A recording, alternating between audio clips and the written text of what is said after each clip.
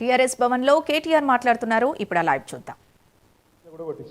దబన చదువుకున్న పిల్లగాళ్ళు ఉంటే వాళ్ళ కోసం ఇంగ్లీష్ తెలుగు రాకపోతే అన్నట్టు ఇంగ్లీష్లో కూడా కొట్టించినాం. ఇవి మీరు కావాలంటే గోర్మాటి భాషలో కొట్టిమంటే గోర్మాటి భాషలో కూడా కొట్టిస్తాం. అర్థమైందా? కాబట్టి నేను మిమ్మల్ని కోరేది ఒకటే, మనం ఎవ్వని తిట్టొద్దు, ఎవ్వనితో పంచాయతీ వద్దు, ఆడు మళ్ళీ ఇంటికి పోలీసులు పంపుడు, కేసులు పెట్టుడు, వాని చుట్టూ తిరుగుడు, ఇవే వద్దు. కాంగ్రెస్ మోసానికి తిరుగులేని జవాబు మీ చేతుల్లోనే ఉన్నది. కాంగ్రెస్ మోసం మీద మనం వదులుతున్న బ్రహ్మాస్త్రమే ఈ బాకీ కార్డు. ఈ బాకీ కార్డు అని ముంగట పెట్టాలి. కాంగ్రెస్ కార్యకర్త ముంగట చెప్పు బిడ్డ, మరి ఎప్పుడు ఇస్తావు ఈ పైసలు, రాసిచ్చిపో, మీరు రేవంత్ రెడ్డి సంతకం పెట్టి మళ్ళీ పంపి అప్పుడు మాట్లాడతా అని చెప్పాలి. ఇంకొక మాట మాట్లాడేది లేదు, ఇంకొక ఆలోచన చేసేది లేదు. నేను మీ అందరినీ కూడా కోరేది ఒకటే, మీకు అన్ని విషయాలు తెలుసు, ఎందుకంటే ఇప్పుడే మా సీరణ కరెక్ట్ చెప్పిండు.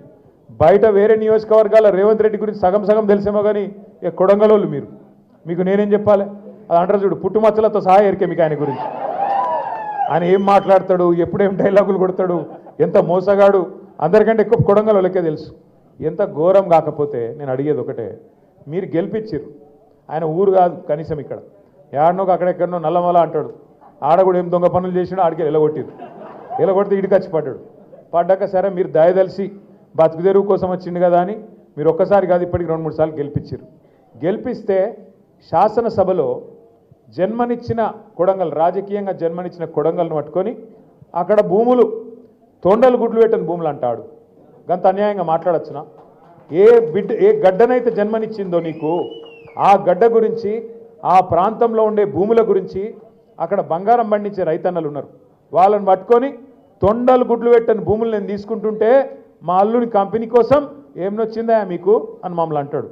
నువ్వు భూములు తీసుకుంటే పేదల కడుపుల మీద కొడుతుంటే చూసుకుంటా ఉండనీకి మేము ఎట్లా కనబడుతున్నాం నీకు? కొడంగల్ని ఏమన్నా నీ జాగిరా? నువ్వేమైనా రాజు అయినవా? ఓట్లేస్తే ప్రజలు ఓట్లతోని ఆశీర్వాదం ఇస్తే ఇలా నీకు 10 వచ్చింది, తర్వాత ఢిల్లీ వాళ్ళకు మూటలు కొడితే ముఖ్యమంత్రి పదవి వచ్చింది.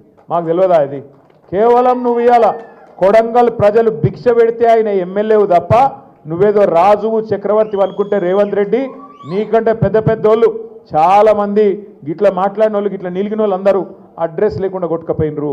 కొడంగల్ ప్రజల ఆగ్రహంలో వచ్చే ఎలక్షన్లో నువ్వు కాంగ్రెస్ పార్టీ కూడా అడ్రస్ లేకుండా కొట్టుకపోతారనే మాట నేను విజ్ఞప్తి చేస్తా ఉన్నా.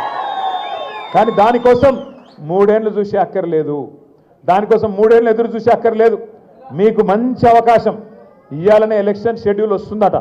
ఎంపీటీసీ, జెడ్పీటీసీ, మరి కొడంగల్లో ఇక్కడనేమో 40 రోజులు మీకోసం జైలుకు పోయిన నరేందర్ రెడ్డి ఇక్కడ ఉన్నాడు. అవతల దిక్కేమో ఇవాళ మిమ్మల్ని గెలిపించిన పాపానికి మిమ్మల్ని రోజు అవమానం చేస్తున్నాడు.